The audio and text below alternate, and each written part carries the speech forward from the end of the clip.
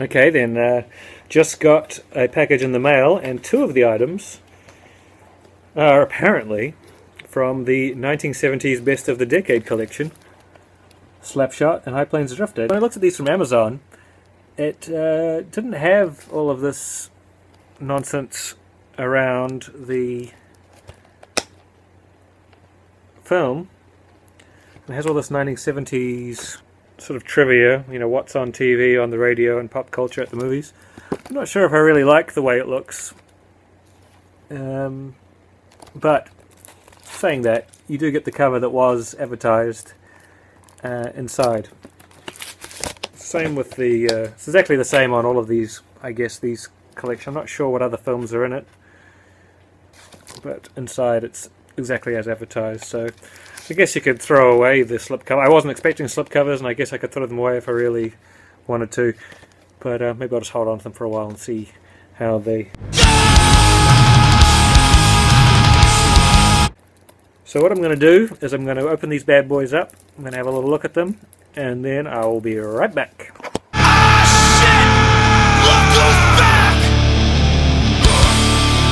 Okay, so I've checked these out, and this is what I have to say. High Plains Drifter, the so-called 40th anniversary edition. Let's remove the slipcase that we looked at earlier. Comes with the Blu-ray and the digital copy. I'll be getting rid of the digital copy shortly. It's a 40th anniversary edition, and I guess the only thing special they've done for this esteemed anniversary is to remaster it for Blu-ray, as there is no special features other than a standard def full-frame trailer. So it's been digitally remastered and fully restored from high-resolution 35mm original film elements, and it really does look good.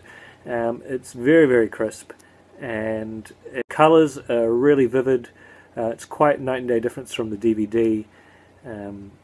DVD, some scenes look really blurry. For the most part, this film looks stunning. There is sometimes a little bit of noise in the sky and the outdoor scenes, and the film does appear darker overall, noticeably so in the daytime scenes than previous presentations. I'm not sure which is more accurate, but the blacks seem correct. So I have a feeling this is the way it's supposed to look. Where you really notice the colours pop is in the... Now this is a spoiler, so jump ahead a few seconds. Maybe I'll put the time down here. When he paints the town red near the end of the film, in the DVD presentation it always looked like almost orange, a light washed out orangey red. And now it's a deep, beautiful red. You can really see the colours and the high definition presentation bringing out the colours. So it's really solid, not much the way of print damage. Sounds fine. It comes in two different options. I'm not sure if the DVD had a 5.1. I don't think it did, but either the same 5.1 that the DVD had, or a newly made one, and of course the original 2.0. It all sounded fine to me. The film itself, for those who don't know, is a Clint Eastwood's kind of ode to the old spaghetti westerns he did a few years prior to this, which made him a household name. He plays that sort of man with no name character, except for this film has a bit more of a supernatural twist on it, and it's done quite subtly, not over the top.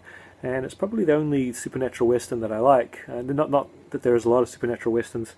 Now Clint directed this one, rather than, of course, his director on the spaghetti westerns. He did Sergio Leone, and he is no Sergio Leone when it comes to directing. And also the set design and the wardrobe, the costuming, it all seemed like it was brand new.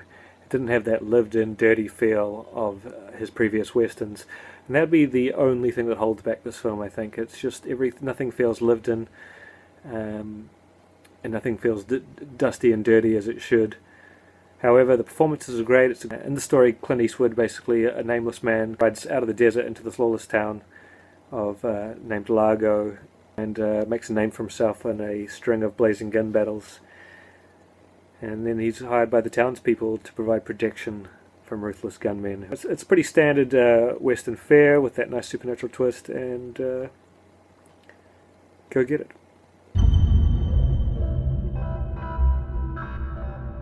Now, Slapshot here another great film of the 70s. It says on the front here, one of the top 10 sports movies ever made.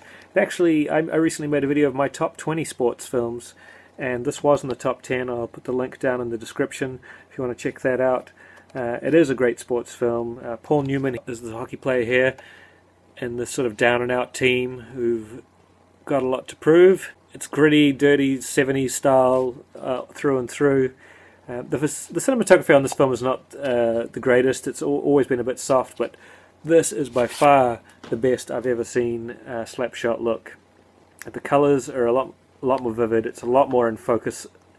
As before, it seemed out of focus quite a bit, and it's a lot smoother in the fast ice hockey scenes. A lot of soft scenes, which are inherent to the cinematography, and the director, George Roy Hill, is not really known for his visual flair, so it is what it is, but it's a great film despite any visual shortcomings. It has the original 2.0 mono soundtrack, and it has the same special features from the last DVD incarnation, which is a commentary with the Hanson brothers, who are three characters in the film, who are these badass hockey players, and kind of got a bit of a cult following after this, and they're the only originals to appear in the two sequels. Slapshot 2 is actually an underrated film, I must say. And it also has Hanson Brothers classic scenes, which I guess is a compilation of their classic scenes. I didn't even check that one out. The commentary with the Hanson Brothers is It's okay. It's a little sparse and a little bit off topic sometimes, but they certainly have a lot of fond memories and enthusiasm for when they made the film. And then we have Puck Talk with the Hansons, of them talking about hockey, an interview with them, and a theatrical trailer. It would be nice to see something added, maybe a retrospective of Paul Newman, people talking, maybe a making of with those who are still alive involved with the film. But at least it has some special features, unlike High Plains Drifter, which kind of got goose-egged on that. A classic. Go pick it up. Both these films are reasonable prices and good visual audio presentation.